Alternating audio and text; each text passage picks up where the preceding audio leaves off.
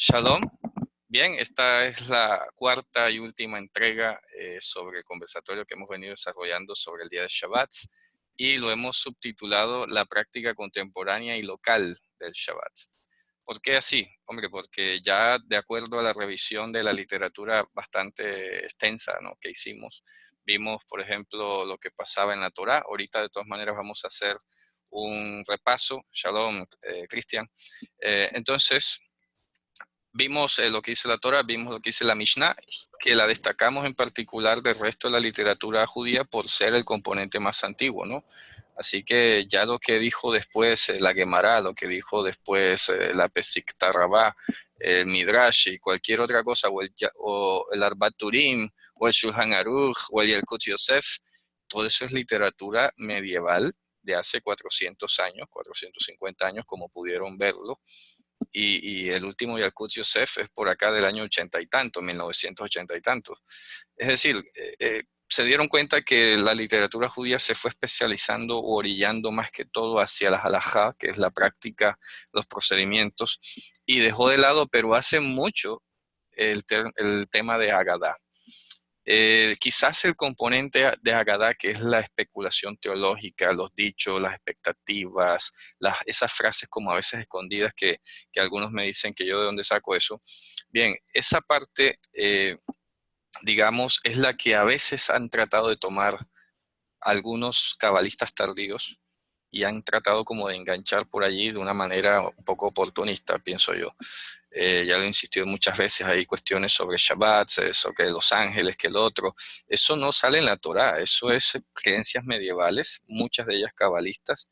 Y bueno, ya eso creo que hemos hablado en otras ocasiones. Así que voy a hacer un resumen bien sucinto de lo que vimos.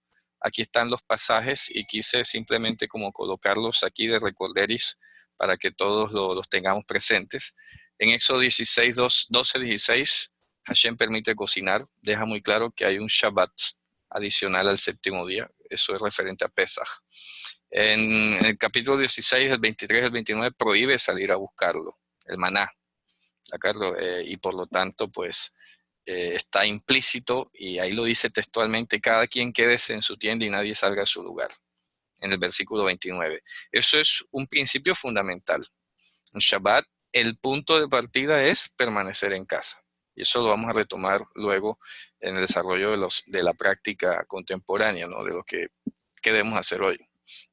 En el 27, más el 23:12, más 31:12, más 34, se ordena recordarlo. Y esto me llamó mucho la atención cuando hice la síntesis, porque se dan cuenta que es lo que más insiste la Torá.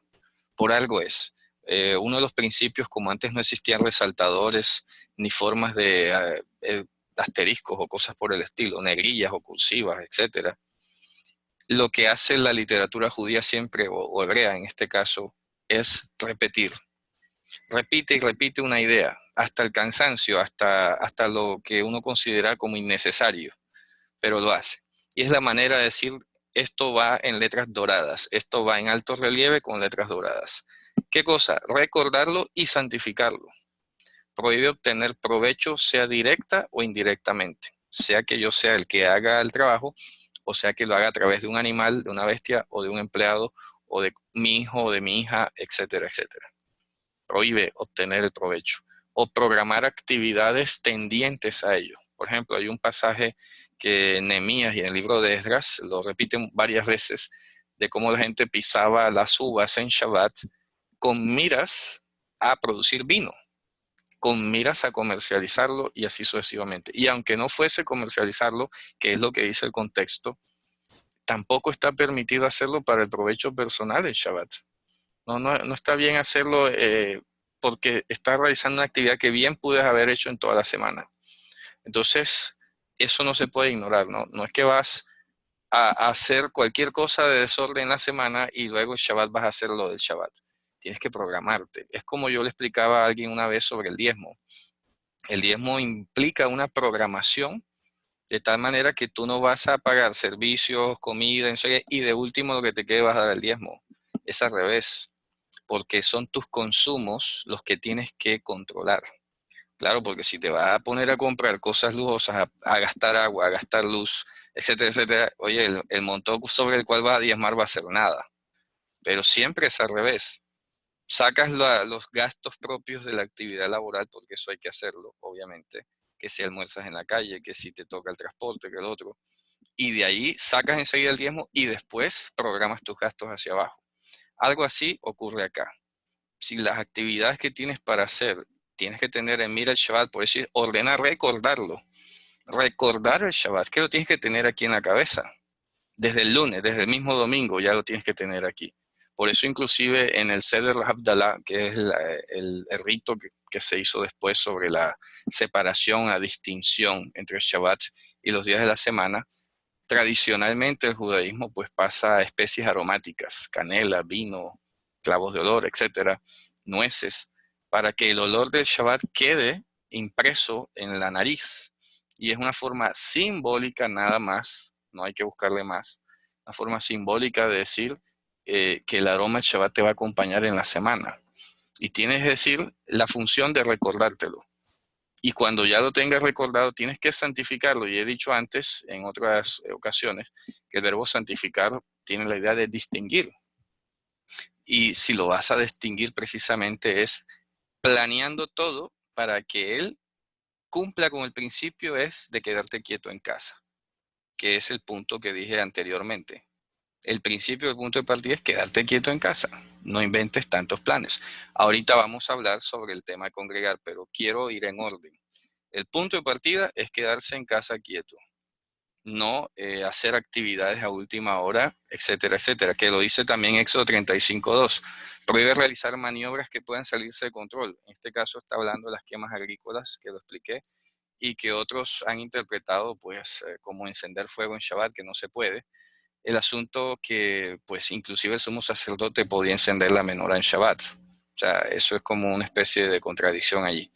Pero bueno, repito, el contexto está hablando de las quemas agrícolas y en general todo aquello que pudiera salirse de control. Una quema se puede salir de control, etcétera, etcétera.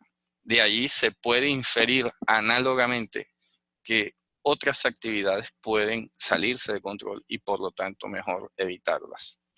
En Levítico 19 insiste en la observancia de los diferentes Shabbatot. Es decir, existe la necesidad de recordar y de santificar no solamente el séptimo día, sino todos los demás Shabbatot, que es un tema que a veces todavía en algunos sectores se discute si ya eran ceremonial o no ceremonial. Aquí se está hablando de lo mismo, los Shabbatot. ¿Ok? Indica también que el Shabbat se ha llamado Mikra Kodesh. Mikra Kodesh significa llamamiento de la santidad, o sea, de Dios. Es un llamamiento de Dios, así. Inclusive me gusta que el apóstol Pablo, por allá en la carta a los romanos, habla de llamamiento santo.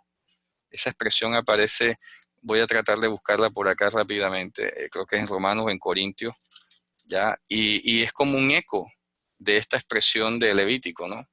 Vamos a ver, yo creo que esto sale por acá en 2 Timoteo 1:9. Vamos a ver quién lo puede leer de ustedes allí, por favor.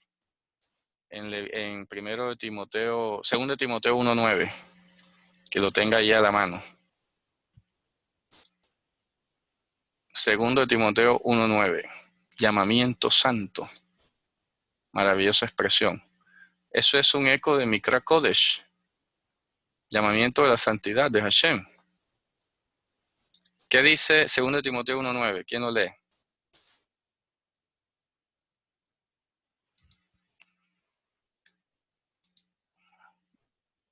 ¿Quién lo va a leer, por favor?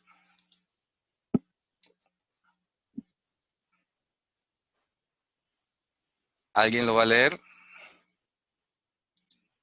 Hay que hacer unas olimpiadas internacionales de búsqueda de versículos. Ok. ¿Quién lo tiene, por favor? Shalom, hermano, yo lo tengo. Adelante, adelante, léalo. Dice, quien nos salvó y llamó con llamamiento santo, no conforme a nuestras obras, sino según el propósito suyo y la gracia que nos fue dada en Cristo Jesús antes de los tiempos de los siglos. Baruch Hashem. La gracia que nos fue dada antes de los tiempos de los siglos, imagínate. Y acuérdense que los Moadim o las citas de Hashem vienen desde la creación. Entonces es un Mikra Kodesh, es un llamamiento santo. Entiéndase llamamiento a la santidad, llamamiento de Dios. El Shabbat es un llamamiento de Dios.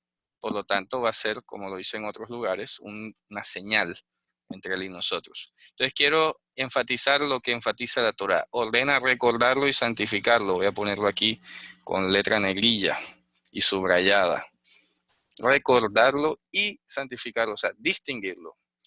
Y yo de ahí insisto mucho, y le he dicho a muchas personas que por circunstancias contrarias a la voluntad les ha tocado trabajar en Shabbat o algo por el estilo. Y yo les digo, mira, aun cuando estés obligadamente o contra las expectativas trabajando, ocupado en Shabbat, tienes el deber de recordarlo y de distinguirlo. Y ahorita vamos a ver cómo se distingue en la práctica el Shabbat de acuerdo a lo que nos enseñó nuestro Mashiach. ¿Ok? Entonces estamos viendo lo que la Torah en resumen permite, ordena y prohíbe. ¿Ok? Vamos a pasar aquí lo que habíamos dicho en la última sección de la primera tanda. Es que el Levítico 24:18 señala, por ejemplo, que el sumo sacerdote debía ordenar y encender la menorá y cada Shabbat debía ordenar los panes de rostro. O sea, eso indica que el Shabbat es supeditable a otros mandamientos o requerimientos de mayor santidad. Ahí está el principio escrito. Lo mismo que ocurre, por ejemplo, en Números 28, del 9 al 10, que en Shabbat debían hacerse normalmente los sacrificios, inclusive un musaf. Quiere decir que los sacrificios tienen una eminencia que pesaba sobre el Shabbat. Y de allí se derivó el principio de que se tenía que circuncidar en Shabbat y que el ayuno Yom Kippurim prima sobre el Shabbat y así sucesivamente. Entonces, esto nos permite ver que es un Shabbat dinámico, pero en función de la vida y en función de la santidad, no de otra cosa. Eso es lo que quiero que tengamos ahí siempre presente. ¿Ok? Número, se juzga el caso de uno que salió a recoger sin ninguna justificación, termina sentenciado a muerte. Y en Deuteronomio se hace un recuerdo de la mitzvah Shabbat con apéndice muy especial, recordar que fuimos esclavos y que Hashem fue quien nos libró de la esclavitud. Eso como parte del recordatorio. Hasta allí termina la exhortación de la Torá. Aquí insisto entonces en los 3 puntos que nos deja el Pentateuco como enseñanza. En general, la Torá prohíbe obtener provecho económico personal o indirecto. Aquí vamos a agregarle la L. Personal o indirecto. Prohíbe la generación de riesgos. De igual modo, insiste en recordarlo, hacerlo y santificarlo. Insta a tenerlo como señal, como llamamiento de santidad. Deja implícitamente claro que se requiere del gobierno de Hashem para no admitir excusas por el trabajo. Aquí me estoy refiriendo al caso del que fue muerto. Solo bajo el gobierno de Hashem es que tú pudieras pensar que alguien es susceptible de ser apedreado o algo, pues bajo un juicio divino, pero en otro país, en otro gobierno, no va a pretender salir con eso. Se debe recordar la liberación de la esclavitud de Egipto como eje temático de las cosas a recordar. En tercer lugar, en general, enseña que el Shabbat es supeditable a las cosas más santas, al pan, a la menorá, la circuncisión, los sacrificios, el ayuno Yom Kippurín y la vida misma. Son 3 ejes fundamentales que, repito, nos permiten comprimir cuál es el sentido del Shabbat según la Torá. Ahora bien, como la vida moderna es tan distinta, vivimos en diferentes culturas y todo, estos 3 parámetros se tienen que tener como unos principios fundamentales. Quiero insistir en que el punto de partida era no salir de Shabbat, ojo, a trabajar, no salir de Shabbat a buscar inventos, a dejar iniciadas actividades, etcétera, etcétera. Ahora viene el punto de la discusión. Entonces, ¿cómo hacían antes para congregarse y estudiar Torah? Es claro, es evidente que esa costumbre no es de origen bíblico. Sin embargo, ahorita lo vamos a ver, nuestro Mashiach la avaló y por lo tanto hay que hacer algunas consideraciones al respecto sobre qué es prudente y qué no es prudente y qué es lo que prevalece. Acuérdense que el Shabbat está supeditado a las cosas más santas. Es un principio fundamental del Shabbat y allí vamos a volver ahorita. Con este resumen, quiero que quede clarísimo, ¿no? Las 3 líneas generales. Una, las prohibiciones sobre el provecho, otra sobre recordarlo y otra sobre la supeditación. Y me perdonan el neologismo. la capacidad o la susceptibilidad de ser, de estar sujeto a una flexibilidad relativa, teniendo en mente pues las cosas más santas o la vida y todo lo demás. Ahora, cuando tú revisas el resto de la Torá, los profetas, los escritos, te das cuenta que el lenguaje es el mismo. Siempre Esdras, Nehemías, Jeremías, Isaías insisten mucho en prohibición de las actividades laborales, en prohibición de tomarlo como un día cualquiera, de que parezca que no hay una distinción radical, etcétera, etcétera. De acuerdo a la literatura rabínica que leímos, se pueden acordar de repente que los rabinos y en general la literatura judía hizo mucho énfasis en el tema de la presentación, que el mantel, que la comida, que el tipo de comida que vas a comer, etcétera, etcétera. Eso no está mal, no está mal, eso no se opone, pero evidentemente no es una obligación. Son unos parámetros culturales de cómo el pueblo judío con el tiempo fue agregándole ingredientes, pero que si llegasen a faltar esos ingredientes, el Shabbat no deja de ser Shabbat. Si yo no enciendo las velas, si no pongo el pan o algo, no deja de ser Shabbat. Y como lo mencioné en una clase anterior y en otra de otro tema, creo yo, no puede ser que el factor monetario sea un impedimento para que alguien observe una mitzvah. Y si llegase a ser así, pues hay que buscar la manera de ayudarlo, si es necesario, pero sin comprometerlo, como vimos que hizo la literatura rabínica, que entonces pide prestado y endeúdate que después pagas, pero celébralo bien, celébralo a lo grande. Esa no es una buena medida, no es una buena recomendación, simplemente porque no estás obligado por Dios a hacer ese tipo de gastos, ¿no? Ese tipo de cuestiones que no. Por ejemplo, ahorita hablábamos con una de las compañeras, una de las hermanas, sobre los precios de los vinos. Aquí en Colombia es costosísimo porque es de importación, es una sola marca la que hay, no hay competencia y eso hace que el precio se eleve, de tal manera que yo no puedo hacer sentir a alguien como mal porque no tiene vino kasher. Oye, entonces mejor no, hazte un jugo de uva y punto, no hay problema, hasta allí. Pero ya cuando tú comienzas a hacer como mucho énfasis en la exclusividad y en las cosas, en las marcas, ya se vuelve como complicado el mandamiento, se vuelve una carga y no debe ser así. Sin embargo, pasando por los profetas, nos encontramos con este versículo contundente de Isaías, capítulo 58, que a la verdad tiene unas precisiones que llaman mucho la atención. Miren, lo voy a leer, está partido así el texto por una razón muy importante, que son los acentos. Los acentos que son los que marcan hasta dónde llegan las ideas en el texto bíblico y pues que hay que saber leerlos. Así que he partido los versos en la manera como vienen partidos en hebreo, de tal manera que hagamos las pausas y reflexionemos sobre lo que dice.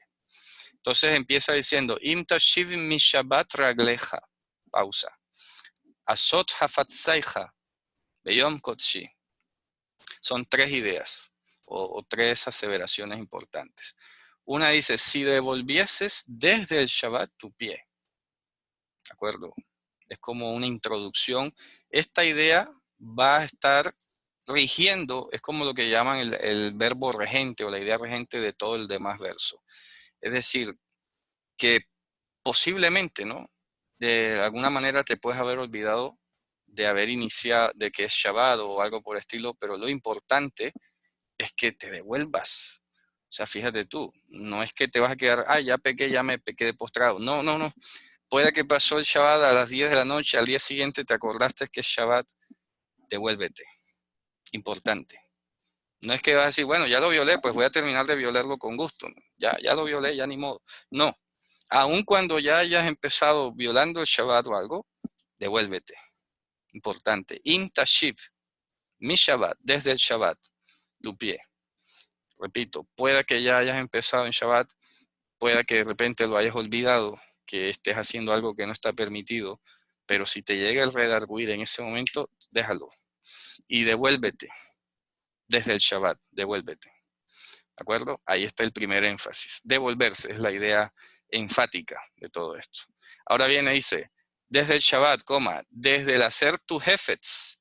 Esta palabra es interesantísima porque la palabra hefetz en hebreo describe, por ejemplo, y la Torá lo puede verificar así, describe, por ejemplo, esa atracción del hombre por su mujer. ¿De acuerdo?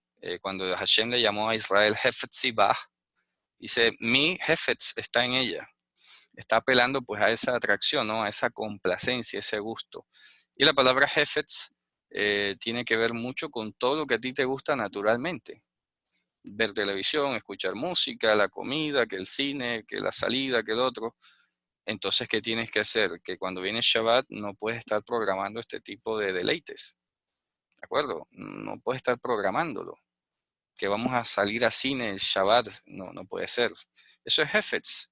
No, que vamos a vernos aquí, a menos que lo que vayas a ver en televisión sea un programa bíblico, una película instructiva, un documental que te vaya a instruir. Ahí sí, porque está pesando lo más santo sobre esta situación que pareciera, pero no es igual, ¿cierto? Hefetz, no, que tengo que ir a entrenar el fútbol el sábado en la mañana, que el otro. Quédate en la casa, acuérdense, el punto de partida es quedarse en la casa, ¿ok? Y el Hefetz está refiriéndose a las cosas que por naturaleza y secularidad te gustan. Así que evitarlo en Shabbat, evitarlo en Shabbat. Hay que volverse de allí. Si te fuiste y te acordaste, pues déjalo ahí tirado y te devuelves. Desde tu Hefetz. En el día de mi santidad, y ahí lo está, Yom Kodshi. En el día de mi santidad, o sea que está diciendo que el Shabbat es el día de la santidad de Hashem. Por eso la idea se conecta allí. Si devolvieses desde el Shabbat, desde el día de mi santidad. Y eso hay que tenerlo en la memoria, es el día de la santidad de Hashem. ¿Qué entendemos por santidad? Estar en la calidad de apartado y distinguido. Apartado del mundo y distinguido para Dios y al servicio de Dios, obviamente. No apartado como un ermitaño, que es lo que algunos interpretan, pero sí distinguido y retraído de allí, del mundo, de la secularidad, pero dispuesto distinguidamente al servicio. Y ahora viene la otra palabra que es interesante aquí. Y llamases al Shabbat Oneg. Fíjate que esta palabra hace un contraste interesantísimo, porque puede ser que cuando devuelves el pie del Shabbat, porque te vas a dejar de hacer aquello que te gusta, el Hefetz, de repente humanamente vas a experimentar un desconcierto, un resabio, un desagrado, como que ahí a regañadientes. Pero resulta que tienes ahora una exhortación a que lo llames Oneg.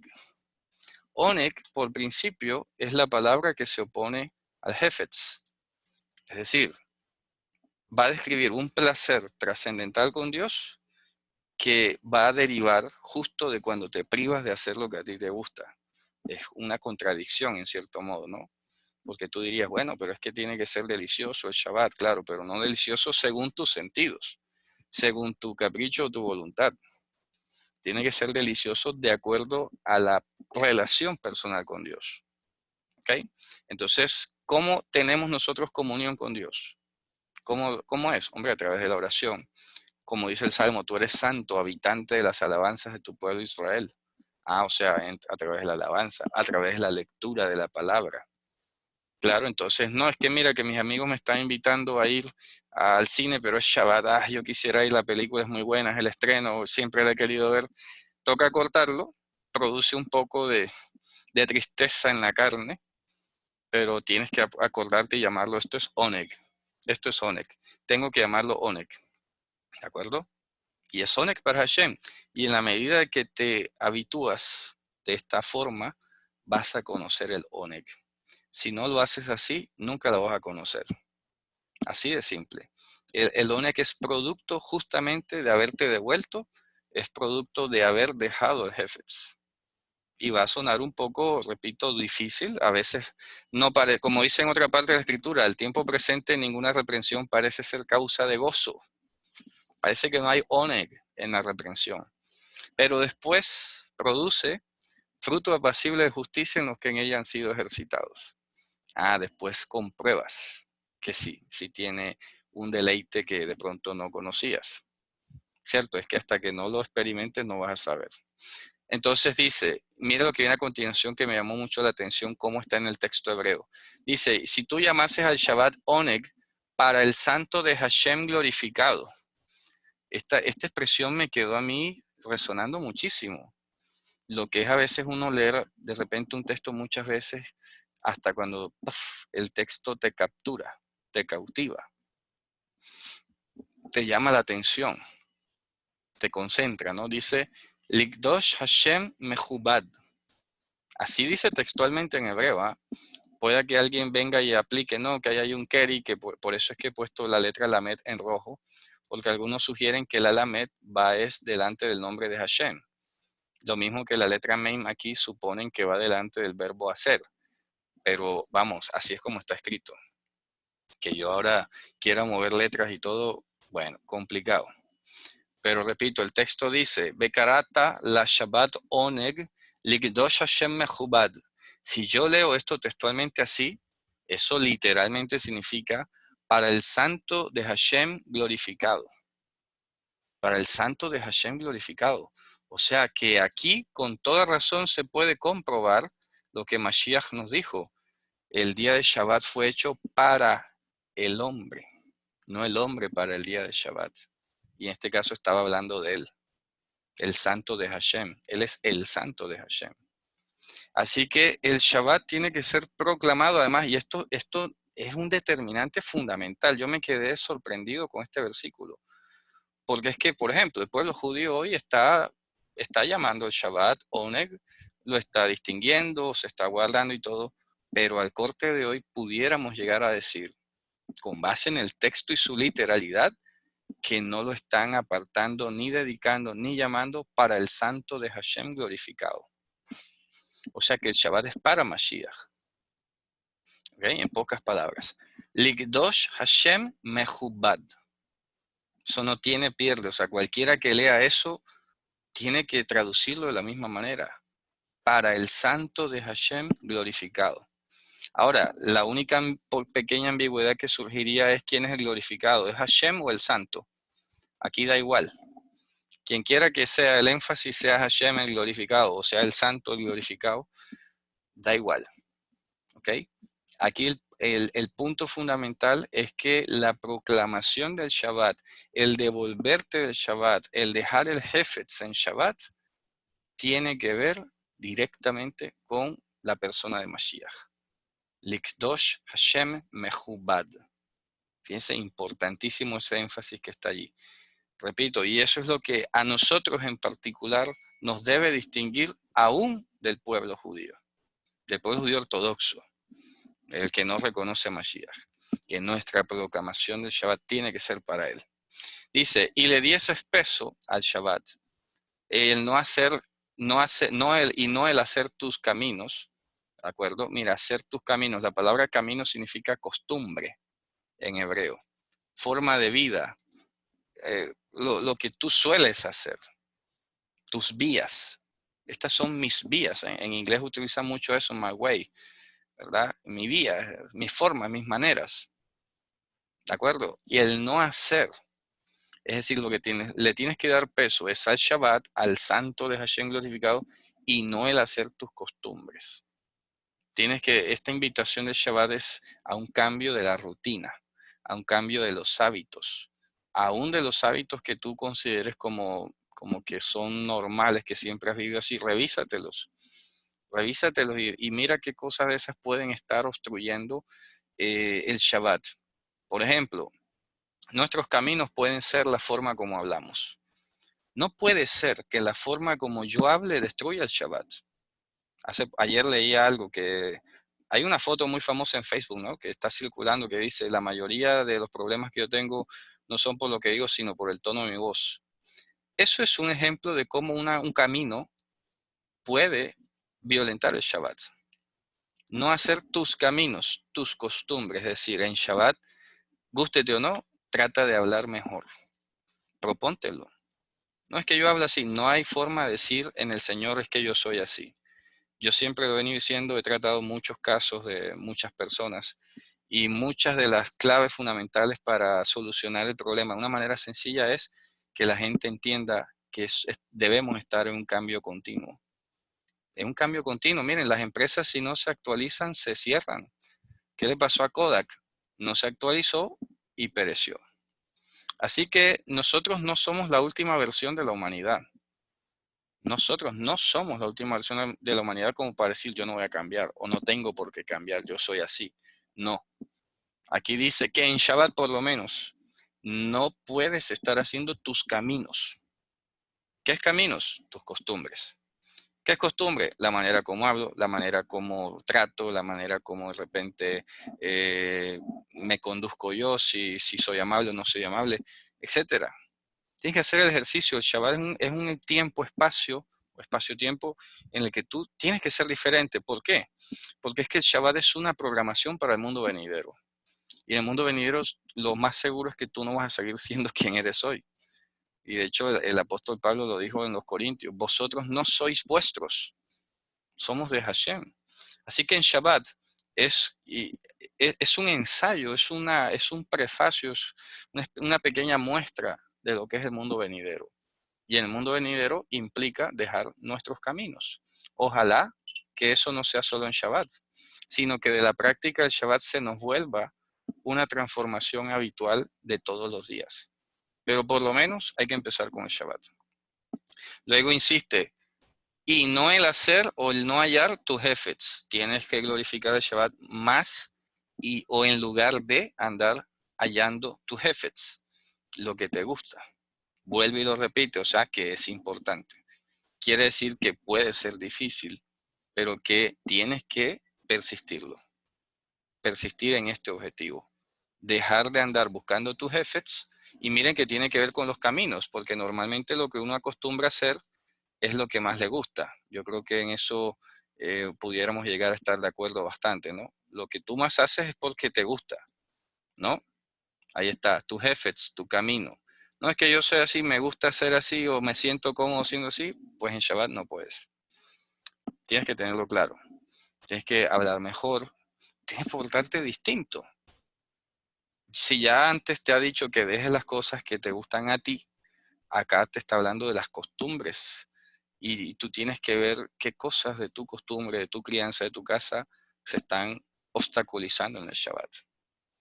¿De acuerdo? Eso es importante. Y mira lo que dice a continuación. Y hablar palabra. Cuando decimos en hebreo davar, yo lo he mencionado antes que tiene que ver no solamente con palabra, sino también con juramento. Entonces venimos hablando de las costumbres, de lo que a ti te gusta como eres, y luego dice de hablar palabra. Ya se imaginarán entonces que se refiere aquí a tú hacerte compromisos de tu costumbre o de tu gusto. A eso se refiere y hablar palabra. Tienes que darle peso al Shabbat y no al llegar a acuerdos o a dar palabra sobre algo que va a estar relacionado con tus jefes y con tus caminos. Esa es la línea de sucesión de ideas aquí en este caso. Fíjense ustedes. Ya de hecho esto, cuando ya, fíjate tú, la preparación enorme, ¿eh? Todo lo que recuenta, tienes que devolver si ya lo has violado, volverte enseguida. Tienes que dejar el Hefetz, tienes que proclamarlo Oneg, por encima de lo que te parezca. Tienes que dedicarlo al santo de Hashem, que es Mashiach, ¿de acuerdo? Tienes que dejar tus costumbres, tus crianzas, tus malas crianzas, etcétera. Lo que te hace habitual, pues cámbialo y hazte diferente. Una mejor versión tuya, eso lo hablan hoy en todas esas charlas, ¿verdad? ¿No? Que es la mejor versión de ti. Bueno, el Shabbat tiene que ser la mejor versión tuya. O sea, cambiar, que se note, vaya, ese fulano de tal, no lo puedo creer. No, pero si él todo el tiempo anda como la cara arrugada, uy, hoy lo vemos sonriente. Un ejemplo muy gráfico, ¿no? Porque tiene que ser así, tiene que notarse que eres diferente en Shabbat, para que la gente diga, vaya, que venga el reino de los cielos, que siempre te queremos ver así, por Dios, ¿cierto? Tienes que dejar el jefetz, dejar de comprometerte, de hablar cosas que son las que te gustan a ti. Por ejemplo, estábamos hablando hoy en Shabbat del partido del Barça con el Real Madrid. Eso no puede ser. Eso es palabra tuya, de tu gusto, de tu costumbre. Tiene que prevalecer las cuestiones que conducen a la vida eterna, ¿no? La santidad. Entonces, dice, entonces tendrás Oneg. Esta es la palabra, fíjense que aquí dice Oneg. Miren la palabra Oneg, la voy a destacar aquí con color verde. Oneg, y aquí dice Az Titanag. Ahí vuelve a aparecer la raíz. Az Titanag. Ahí está. Az tikdanag al Hashem. Entonces tendrás oneg. Aquí lo traduzco como una sola idea porque en hebreo sería como que entonces, no sé, llegarás a ser partícipe de ese experimento de un tipo de deleite que no es el que producen los sentidos, ni tus costumbres, ni tus caminos, ni nada. Todo eso es lo que está encerrado en la palabra tit anag, porque es un verbo construido sobre un concepto que es el de oneg. Como ya hemos entendido lo que es oneg, ¿de acuerdo? Que es lo que deriva de otro tipo de experiencia con Hashem, intimidad con Hashem, que no es Hefetz, sino oneg, lo contrario, o al lado o al margen. Entonces se construye este verbo, az titanag al Hashem. Az titanag al Hashem. Entonces hasta aquí llega la idea. Y aquí me llama la atención que entonces pareciera que Hashem abre comillas. Voy a ponerlo como en cursiva. Porque hasta aquí era la idea. Entonces tendrás oneg sobre Hashem. Y pareciera que entonces el profeta cita textualmente a Dios. Y dice, Behir kaptija al bomotei aretz, beha nahalat Yaakov avija, kipi Hashem diber. Yo te dejaré montar sobre las alturas de la tierra y te haré comer la herencia de Jacob tu padre, porque la boca de Hashem es la que habló. Aquí está diciéndonos un mensaje como en primera persona, fíjense ustedes. Beha nahalat Yaakov avija, kipi Hashem diber. Así que textualmente Hashem se mete aquí en primera persona y dice, yo te dejaré montar sobre las alturas de la tierra. ¿Qué significa la expresión? Porque suena como un modismo, ¿no? Behir kaptijal bamotai aretz. Esta expresión, cuando los Bamot Haaretz eran los lugares altos donde se ofrecían los dioses paganos y todo lo demás. Eran como los últimos fortines de los pueblos cananeos. Se iban a las montañas y allá se refugiaban o hacían cultos en lugares inaccesibles. Así que cuando dice yo te dejaré montar sobre las alturas de la tierra, es como decir, te voy a permitir conquistas sobre todas aquellas fortalezas o aquellos rincones inaccesibles que de repente te pueden representar enemistad o opresión para ti. ¿Okay? Porque son los lugares altos de la tierra. Acuérdense, en toda la escritura los profetas siempre denunciaron en todo lugar alto, en todo lugar alto, en todo lugar alto. Ahí está. Los lugares altos de la tierra eran donde antes se ofrecían cultos paganos y se iban a refugiar aquellas deleites, aquellas cosas que no se debían hacer.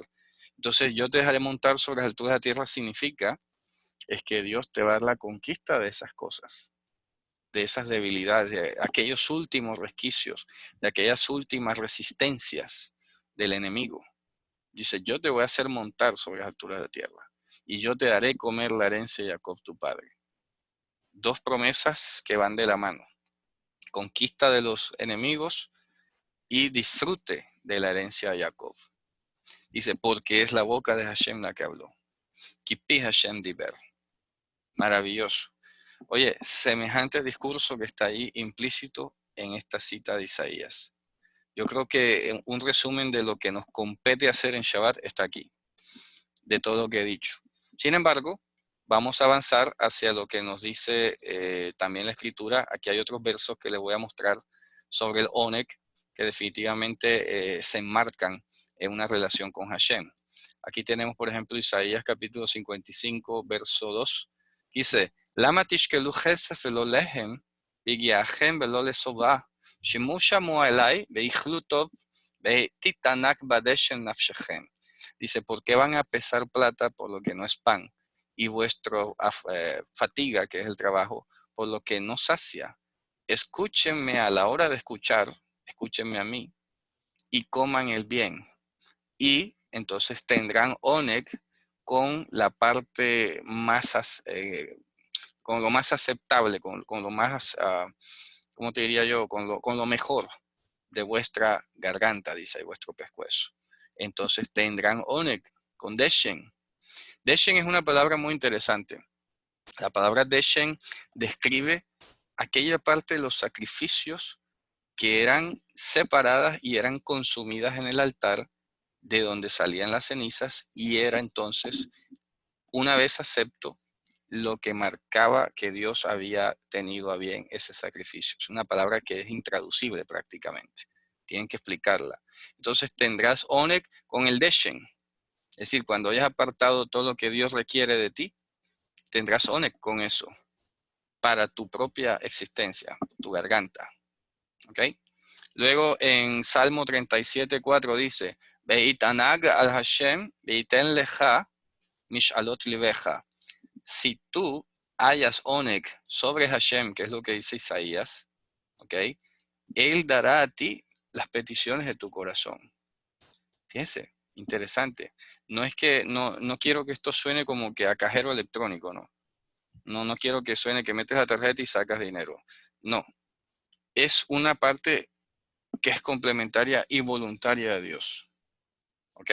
Para que no suene que entonces voy a buscar el oneg para que Dios me dé las peticiones de mi corazón. No puede ser. Así no se debe ver jamás. Tu deber es hallar el oneg. Es una promesa como un secreto de Hashem que te lo deja aquí como revelado o ahí como sugerido para que te emociones, ¿de acuerdo? Para que sepas que Dios igual es justo. Y aunque hayas de repente, supongamos, perdido ciertas cosas en virtud del Shabbat, lo que sea, Dios va a dar las peticiones de tu corazón conforme a su voluntad. Que eso hay que leerlo de la mano de Juan, ¿no? Tenemos las peticiones que le hayamos hecho porque si son conforme a su voluntad, Él nos oye. Así que no tengas miedo de dejar esto, de cortar con aquello, de suspender aquello por el Shabbat. Procura el oneg, que Hashem va a hacer lo suyo.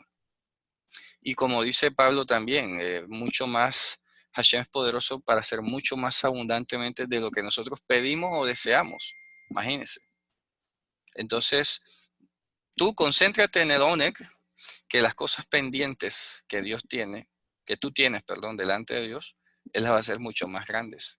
Pero concéntrate en el oneg. Por eso me devuelvo aquí a cuando dice y hablar palabra, a buscar tus efes o a tus costumbres. Si de repente en Shabbat las circunstancias te ponen o te invitan o te tientan a pensar en otra cosa que no sea el Señor, el Shabbat, el bien y todo lo demás, oye, tienes que recordar que es oneg. Tienes que programarte es oneg y no puedo pensar en otras cosas. Cuando se acaba el Shabbat, hablamos. Así, tiene que ser así. Cuando se acaba el Shabbat, hablamos. Pienso, programo o hablo. Ahora no. ¿Okay? En todo lo que depende de nosotros. Ahora dice el Salmo 37:11, los mansos heredarán la tierra y tendrán oneg sobre la abundancia de la paz. Ya esto es una clave. El oneg tiene que ir de la mano con la paz. No puede haber oneg si no hay paz. Simple. Hay que perseguir la paz. En Job 22, 26 dice, porque entonces sobre el Shaddai vas a hallar oneg y levantarás hacia Dios tu rostro. Y luego dice el verso 27, capítulo 27, verso 10 de Job. Im al Shaddai yitanak yikra Eloah becholet. Si es sobre el Shaddai que tú tienes oneg, invoca a Dios en todo tiempo. Así, invoca a Dios en todo tiempo. Si es sobre Hashem que tienes oneg, invócalo con confianza. No te resignes, no des nada por sentado, no des nada por perdido, porque por eso mismo es que tienes oneg en Hashem, que tienes la confianza de una relación afianzada con Él. Y sabes que Dios te va a escuchar, que Dios va a ser juez justo, y no permitas que nada te haga pensar lo contrario. ¿Okay? Bien, ahora entonces vamos a revisar lo que nuestro maestro nos enseñó, el santo de Hashem nos enseñó sobre el Shabbat, y para ir concluyendo entonces ahorita en nuestro contexto y en nuestra práctica, qué cosas quedan pendientes para aclarar. Tengo pendiente una de ellas, el tema de la congregación, del congregarse, y ahorita lo vamos a ver acá. Justamente vamos a volver aquí sobre ese tema. Dice, si comparamos Mateo 12:1 con Marcos 2:23 y Lucas 6:1, que son concordantes, Mashiach confirma que procurar alimento para la subsistencia o mitigación del hambre no es violación del Shabbat. ¿Se acuerdan? Que muchos, lastimosamente, hermanos, cuando leen que Yehoshua consumía con los discípulos espigas y todo demás, y ve que los fariseos lo acusan, entonces creen que él está revolviéndose o rebelándose contra el Shabbat. No, no, no, no. Primero de todo que Hashem no había prohibido eso, ¿ok? Y si vamos al caso por allá del maná, que cualquiera diría, oye, pero es que allá mandaba el maná y no dejaba que nadie saliera de la casa. Sí, pero es que acá no está cayendo maná. Son dos contextos diferentes. Porque entonces, si Hashem no manda el maná, ¿de acuerdo? Aquí Mashiach está avalando, repito, que podías procurar tu alimento o para la mitigación del hambre. Y eso no era violar Shabbat. Que cualquiera puede atreverse a hacer la comparación. No, pero allá dice en Éxodo que nadie salga de su tienda. ¿Se acuerdan? Que fue lo primero que yo dije. Punto de partida. Sí, el punto de partida es que estés en tu casa. Pero acuérdense de la flexibilidad que el Shabbat está supeditado a las cosas más santas.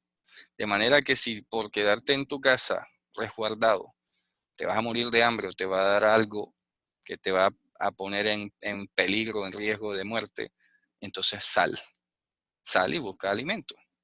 Simple. Yo creo que es entendible, ¿no? No hay contradicción, porque lo de quedarse allá es porque Hashem garantizó la comida y ahí la tenías, no tenías ninguna razón para salir. O sea, eso no iba a ser excusa para salir. Hashem te había suplido. Pero si acá hay escasez, porque hay mal gobierno, hay mala administración, las empresas son como son, lo que sea, y te toca obligatoriamente, porque es que si no trabajo no como, oye, te toca ir a buscar el alimento. Y no estás violando Shabbat, estás supeditándolo a algo más santo, que es diferente. ¿Ok? El problema es que tú de repente vayas a trabajar y te pongas a ver la televisión mientras estás trabajando o te pongas a escuchar música mientras estás trabajando. En Shabbat ya le estás agregando hefetz, ¿de acuerdo? Y si te sales de repente con tu carácter o tu forma de hablar normal, te ríes de chistes, etcétera, etcétera, oye, ya estás hablando de tus caminos, de lo que de pronto te acostumbra, ya estás violando el Shabbat sobre una permisión, fíjense ustedes, porque estamos hablando de una flexibilización en virtud de un alimento de la vida, pero si sobre esa permisión vas a edificar tus jefes o tus caminos o tus palabras, ya estás mal. ¿Está claro? Estás mal. Así que en el trabajo, si te toca ir a trabajar o la empresa te obliga o lo que sea, y de ahí deriva tu sustento, entonces ese día tienes que portarte diferentísimo, que todo el mundo lo note. Tu forma de hablar, todo tiene que cambiar, todo, porque acuérdense que el Shabbat es una imagen, un icono, una muestra del mundo venidero. Y en el mundo venidero no vamos a seguir siendo quienes somos nosotros con nuestros vicios y nuestros defectos. Vamos a ser perfectos, ¿ok? Libres de esta carnalidad. Bien, así que fíjense cómo se aclara una paradoja, ¿no? Una aparente contradicción. Allá ordenó no salir de su lugar a buscar comida. Claro, porque es que él la llevó previamente. Pero acá los discípulos salen en Shabbat a comer alimento, a mitigar el hambre. Mashiach lo está avalando y está amparando bajo el principio de la vida, que ya se conocía. ¿De acuerdo? Y eso tiene relación con lo que luego enseña Mateo 12:11, Marcos 3:2, Lucas 6:9, Lucas 13:15, 16, luego el 4:5 y Juan 5:9.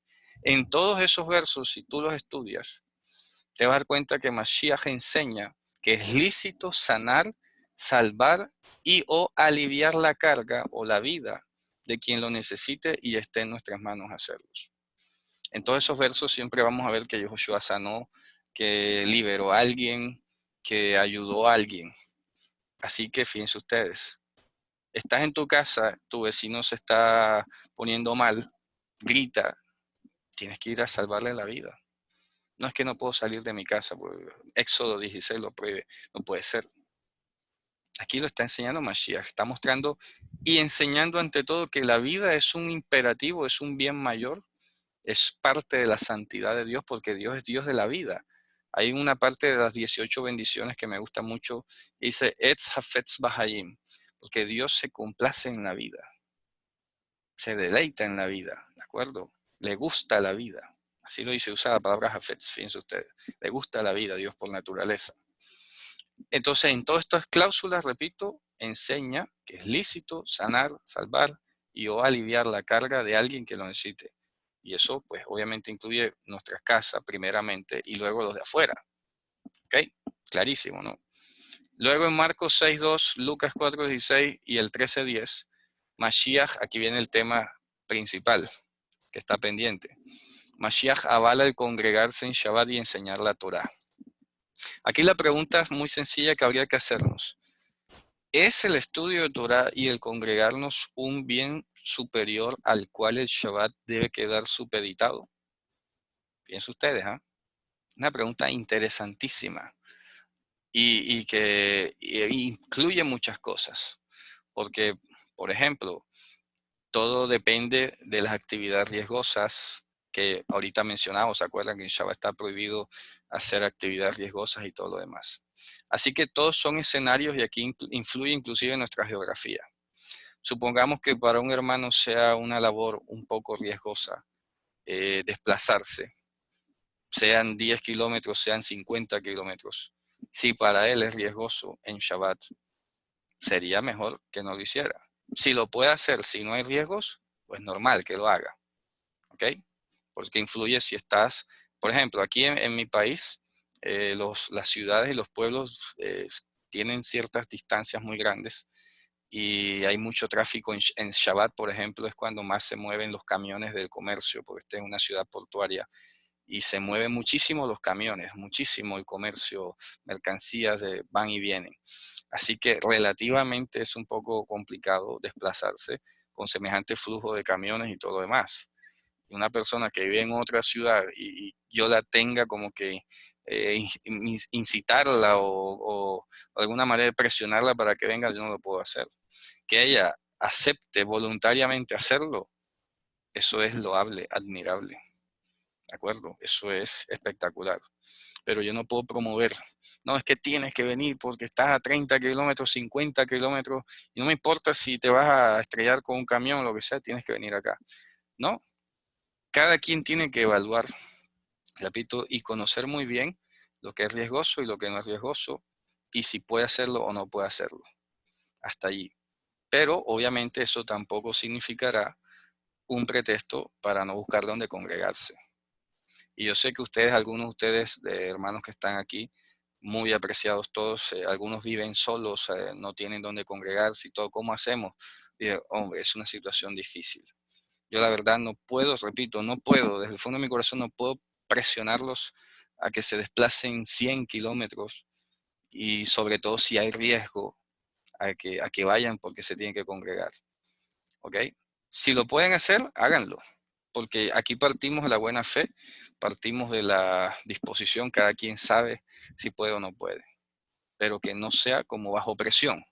No es que si no voy Dios no me va a bendecir, no, no, así no, porque ya lo vimos ahorita, no hay un mandamiento en la Torá como tal que obligue imperativamente a ir a congregarse. Que ahora aquí estamos viendo que nuestro Mashiach avala el congregarse en Shabbat, enseñar la Torá, y como buenos imitadores de él, hombre, tenemos eso obviamente como un mandamiento, ¿no? Como una invitación muy fuerte e irresistible, porque él lo hizo, yo no puedo ser menos. Si él lo hizo, que es el Dios del universo, y vino y se sujetó a un orden social establecido por el pueblo judío, y conforme a su costumbre, como dice en Lucas 4:16, y mire lo que dice el 13:10 también de Lucas. No sé si alguien lo quiere leer, por favor, Lucas 13:10, a ver cómo dice, cómo suena Lucas 13:10. ¿Quién lo tiene a la mano?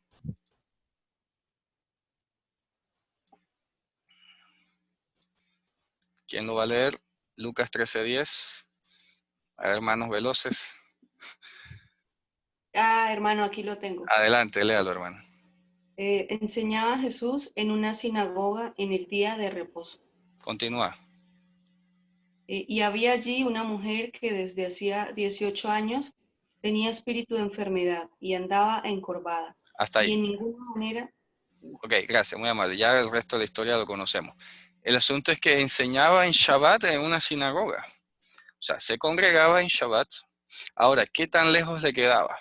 Hay un asunto distintivo y muy importante a tener en cuenta en contexto, es que en la época del siglo I las sinagogas abundaban en todas partes. O sea, en cada ciudad había una sinagoga prácticamente. ¿Ya? De tal manera que tú podías, y eran ciudades pequeñísimas.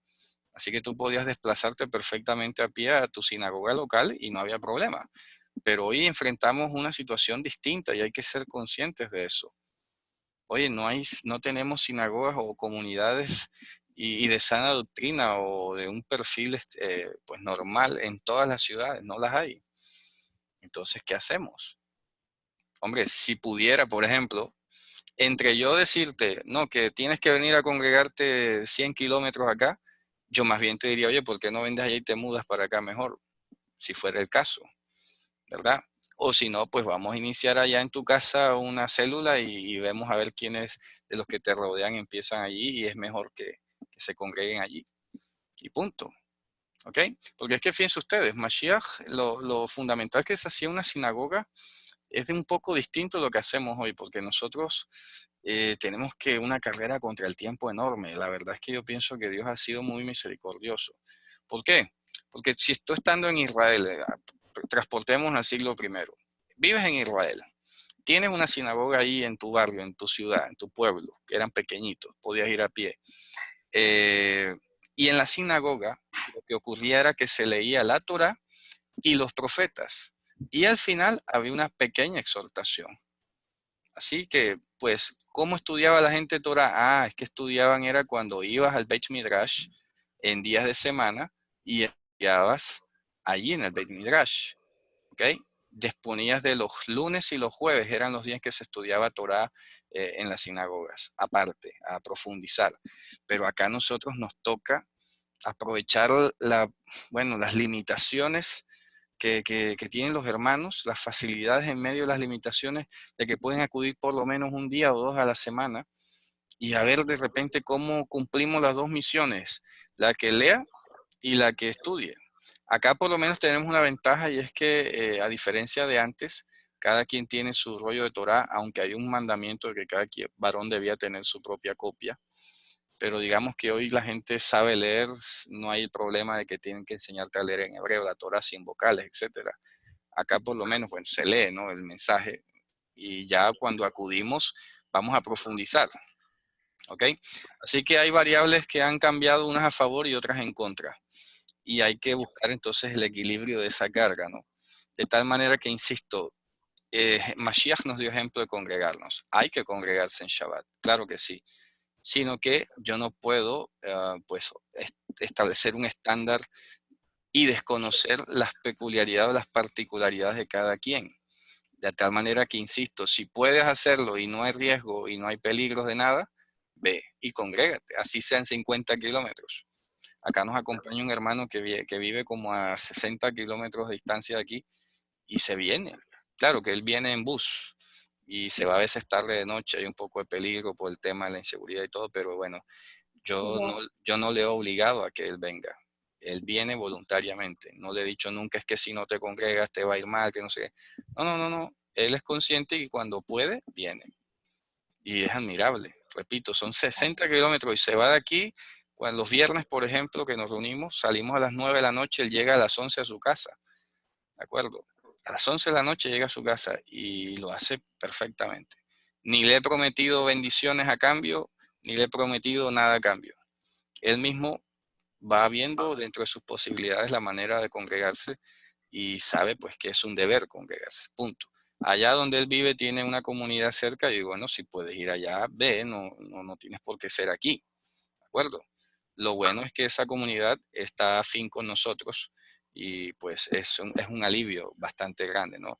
Ahora bien, la pregunta implícita sería, bueno, y si yo tengo una iglesia en mi ciudad que es, o más cerca, que es de otro pensamiento, yo diría, bueno, intenta y prueba si puedes congregarte sin necesidad de entrar en discusión y sin necesidad de controvertir o de armar lío y todo. Pero si la doctrina es demasiado torcida, oye, pues ya ahí ni modo, yo te tengo que decir, hombre, mejor no vayas, mejor quédate en tu casa si es que no puedes Bueno, viajar, ¿de acuerdo? Pero hay que hacer lo posible, hay que hacer la diligencia siempre. No se puede de pronto estar buscando la zona de comodidad. Hay que buscar salir del Hefetz y hay que procurar el Oneg. ¿Ok? Luego, Juan 7:22 dice, Mashiach recuerda que el Shabbat está sujeto al principio de Pikuach Nefesh. Pikuach Nefesh es la preservación de la vida. Quiere decir que en concordancia con lo anterior, si tienes que comer, si tienes que sanar a alguien, la preservación de la vida es fundamental. Pikuach Nefesh. Mashiach se lo dijo, oye, pero tú si ves a tu animal en Shabbat que se cayó, se atascó, está atrancado, tú vas y lo sueltas, ¿cierto? Ah, porque la vida tiene un valor santo por encima de cualquier cosa. Entonces me vas a criticar a mí si yo sano a esta hija de Abraham, si yo sano a este hijo de Abraham. No puede ser. Eso sería doble moral. También el Shabbat está sujeto al Kal Vajomer, que en cierto modo se parece al anterior y es el mandamiento de mayor peso. En este caso, él pone el ejemplo con la circuncisión. La circuncisión es una actividad en la cual la vida no está en peligro. ¿Cierto? Cualquiera diría, bueno, como es Shabbat vamos a aplazarla, pero no. Él pone el ejemplo de cómo en el día de Shabbat se circuncida al niño, porque la circuncisión tiene peso sobre el Shabbat. Y sí, vas a trabajar, vas a tomar instrumentos, vas a hacer rituales, etcétera, etcétera, y es Shabbat. Ah, pero es que la circuncisión es superior. ¿Ok? Así que vayan tomando nota. Y por último, también habla del principio del Ifnim Mishurat Hadin, más allá del mínimo de la Torah en la procura del bien. También está expresado en Mashiach, ¿verdad? Cuando también, digamos, procuraba en el Shabbat, por ejemplo, que no está obligado, iba a congregarse a enseñar Torah. Eso es ir más allá del límite mínimo de la Torah. Porque si la Torah dice no salgas de tu casa, Éxodo, cada quien quédese en su lugar. Sin embargo, en esa misma dirección, en procura del bien, sales de tu casa a congregarte y a enseñar Torah. ¿Ok? Eso es un ejemplo de cómo se va más allá del mínimo de la Torah, pero en procura del bien. Porque al salir de tu casa no vas a salir a bailar, no vas a salir a ver cine, ni vas a salir a estudiar Torah y a ayudar a otros, a dar testimonio, a consolar y así sucesivamente. Eso es ir más allá del mínimo de la Torah. ¿Ok? Entonces, fíjense ustedes que el panorama es interesantísimo, ¿no? Hay una flexibilidad, repito, relativa al bien, relativa a la vida, relativa a la santidad. Y pues todo lo dicho yo creo que se resume en una palabra y es programarnos, ¿no? Como en cada Shabbat, vernos a nosotros mismos como transformados, vernos ensayando, ¿no? Cómo seríamos nosotros libres de nuestros defectos, libres de nuestros gustos, libres de nuestras preocupaciones, etcétera, etcétera.